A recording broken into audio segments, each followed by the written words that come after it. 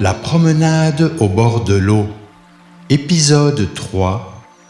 Chapitre 6. Le jeune père. Après avoir quitté le lac à pas lents, elle se laissa gagner par un silence diffus. L'air portait encore en arrière-plan l'humidité paisible des rives, mais déjà s'y incrustait une senteur plus sèche, celle des herbes dorées, chauffées par le soleil. Le sentier longeait un petit parc modeste, presque oublié. Un banc délavé, un arbre penché dont les racines soulevaient légèrement le sol, une balançoire suspendue dans son équilibre précaire. Quelques feuilles anciennes, brunies par le temps, reposaient entre les herbes nouvelles encore tendres et les pierres tièdes. Rien ne semblait animé, mais tout paraissait retenu dans une pause silencieuse. La lumière, douce et oblique, glissait sur les surfaces comme une main distraite, révélant les contours d'un lieu que le printemps effleurait sans bruit. Un homme était assis là, tenant un enfant sur ses genoux. Le petit garçon gigotait, tentait d'attraper une feuille tombée, puis se blottissait contre son père, comme s'il cherchait un abri. Il y avait entre eux un halo de tendresse, fait de couleurs douces, de gestes retenus, et de cette chaleur tranquille qu'on ne nomme pas, mais qu'on ressent. Elle ralentit sans intention précise. L'homme leva les yeux, un peu surpris, puis lui sourit. Un sourire fatigué mais sincère.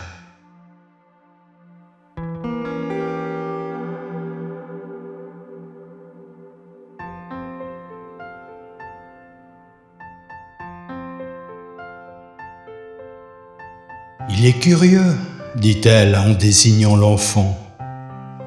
Trop parfois, je ne sais jamais si je dois le freiner ou le suivre. » Elle s'assit à l'autre bout du banc, laissant l'espace respirer.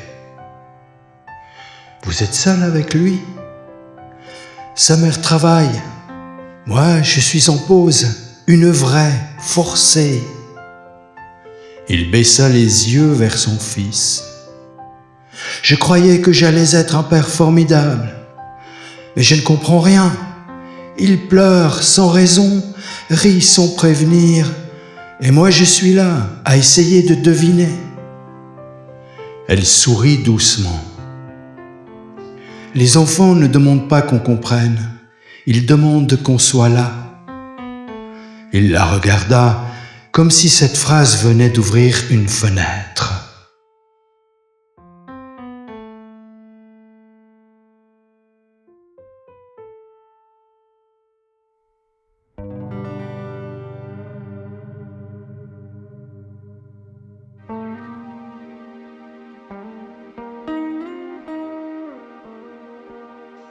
Vous avez des enfants ? Non, mais j'ai appris à écouter ceux des autres. Le petit garçon tendit la feuille qu'il avait enfin attrapée. Elle la prit, la regarda. Une nervure dorée la traversait comme un fil de lumière. La feuille portait encore l'odeur verte et légèrement sucrée de l'arbre penché au-dessus du banc. « Elle est belle, dit-elle. »« C'est pour vous, dit l'enfant. Elle le remercia, émue. Ce cadeau-là, si simple, venait de toucher son cœur. La mystérieuse promeneuse lui adressa un regard silencieux. Il hocha la tête, reconnaissant.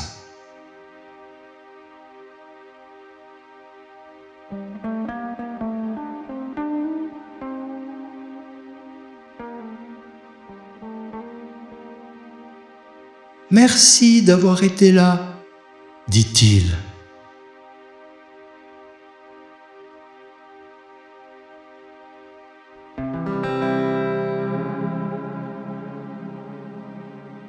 Encore quelques pas, la feuille dans la main.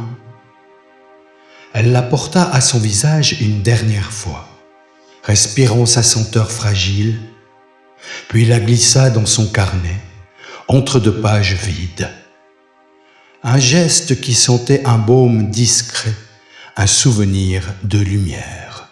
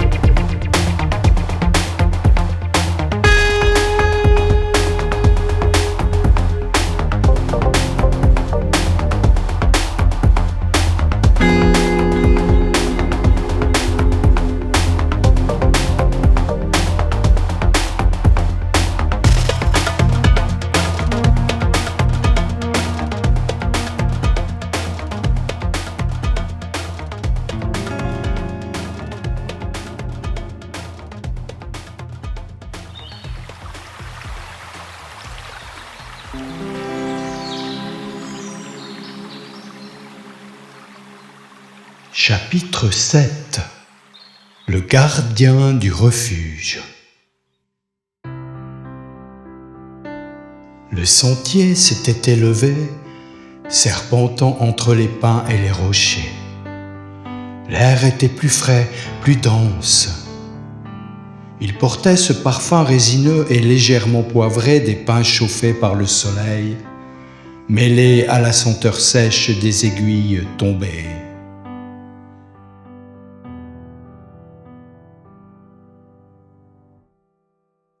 Elle marchait depuis des heures, portée par une fatigue douce, presque méditative.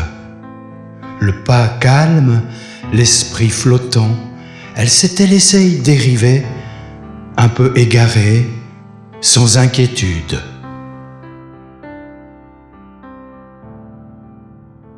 Au détour d'un virage, elle aperçut une bâtisse de planches et de pierres, simple et discrète, posée là comme un secret que le paysage aurait préféré taire. Un abri. Sur le seuil, un homme réparait une lanterne ancienne. Autour de lui flottait une odeur de métal tiédi et d'huile fine, mêlée à celle plus profonde des cailloux chauffés et des végétaux humides.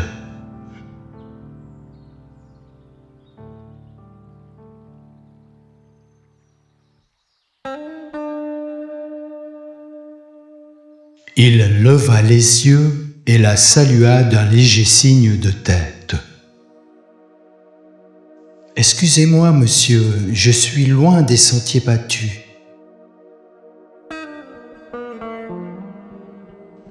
Le solitaire l'invita à s'asseoir sur une chaise usée par les saisons.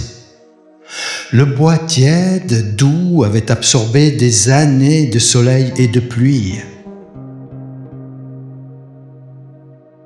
Je parle de moins en moins. J'aimerais être gardien de silence.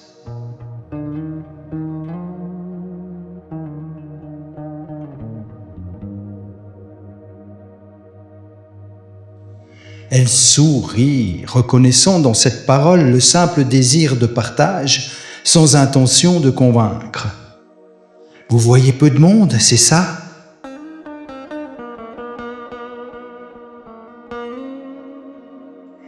Des perdus, des gens qui fuient ou qui cherchent, parfois les deux.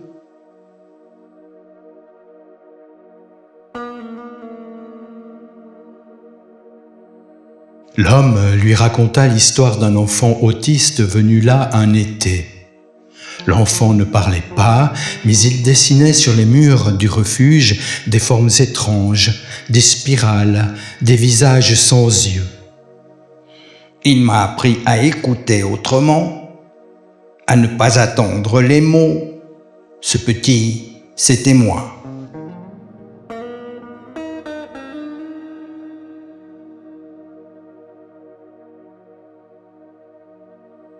La femme l'écoutait, touchée. Autour d'eux, l'air semblait dense, imprégné d'effluves mêlés. Une bouffée verte venue de la forêt toute proche, un mélange d'orties froissées, de fleurs des prés et de terre humide, comme si le sous-bois respirait doucement autour d'eux. Le lieu portait en lui quelque chose de plus vaste, des traces invisibles, des fragments d'humanité déposés là, comme autant de gestes silencieux. Un craquement dans les branches attira leur regard.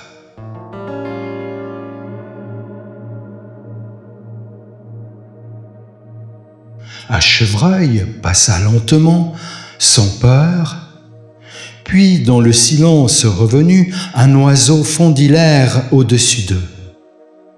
Une plume blanche se détacha de son aile, tourna doucement dans la lumière et vint se poser entre eux, légère, immobile, comme un signe que personne n'attendait.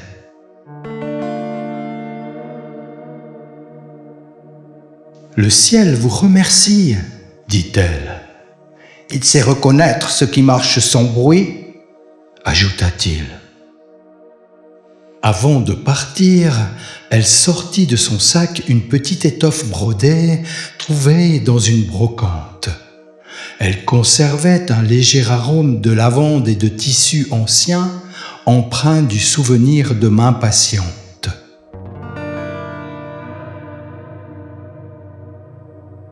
Elle la posa sur la table de l'abri et dit « Pour les silences à venir ». Il la regarda ému. « Merci, ce sont les cadeaux discrets qui durent le plus longtemps. » Elle reprit le chemin, le cœur en paix. Dans son dos, le refuge laissait flotter une senteur de bois et de résine, comme une âme qui veille sans bruit.